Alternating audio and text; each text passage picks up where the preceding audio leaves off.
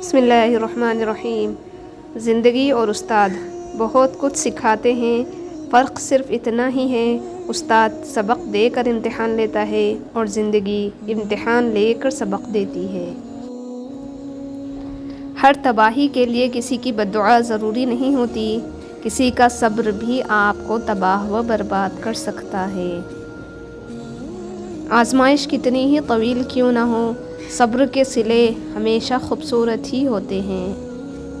آنسو اتنے تکلیف دہ نہیں ہوتے جتنی ان کو چھپانے کے لیے دی جانے والی مسکراہٹ۔ صبر اور قدر ہر کسی کے بس کی بات نہیں ہوتی، یہ وہی بندہ کر سکتا ہے جو اعلیٰ ظرف ہوتا ہے۔ جب زندگی کی سمجھ آنے لگ جائے تو پہلا حق خاموشی کا بنتا ہے۔ صبر کے کچھ گھونٹ اتنے کڑوے ہوتے ہیں کہ زندگی بھر کی مٹھاس چھین لیتے ہیں۔ بعض دفعہ لوگ خاموش انسان کو اندھا بھی سمجھ لیتے ہیں۔ مایوس ہونا چھوڑیں، کیونکہ جو دروازے زمین والوں کی سازشوں سے بند ہوتے ہیں نا، ان سے بھی بڑے دروازے اللہ پاک کے فضل سے کھل جاتے ہیں۔ انسان کا زوال تب شروع ہوتا ہے جب وہ اپنے مخلص لوگوں سے منافقت شروع کر دیتا ہے۔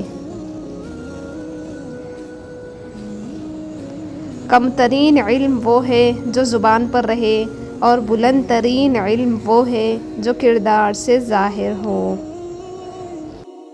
کبھی کبھی زندگی میں سب کچھ خدا پر چھوڑ دینے کے سوا کوئی راستہ نہیں ہوتا۔ جو حصہ اللہ کا ہے وہ روح ہے، جو حصہ اپنا ہے وہ عمل ہے، جو کیڑوں کا ہے وہ جسم ہے۔ فاصلے اہمیت نہیں رکھتے، تعلق میں مخلصی ہونی چاہیے۔ رشتوں کی فکر کرنا چھوڑ دیں، کیونکہ جس نے جتنا ساتھ نبھانا ہے وہ صرف اتنا ہی ساتھ نبھائے گا۔ زندگی نے دو چیزیں تو ضرور سکھائی ہے، ایک تو اپنے میں خوش رہنا، دوسرا اپنے خدا کے سوا کسی سے کوئی امید نہ رکھنا۔ بدنصیبی غریب ہونا نہیں، بدنصیبی بے ایمان ہونا ہے، روح کا انسانیت سے خالی ہونا برا ہے۔ یوں تو غلط نہیں چہروں کا تصور، مگر لوگ ویسے نہیں جیسے نظر آتے ہیں۔ ہمارے دنیا کے مسائل اتنے زیادہ نہیں ہیں جتنے طنز سوال، دل دکھانے والے تبصرے ہیں۔ اگر صرف زبان روک لی جائے تو لوگوں کے دلوں کی تکالیف کم ہو جائیں گی اور بہت سے دلوں کو سکون ملے گا۔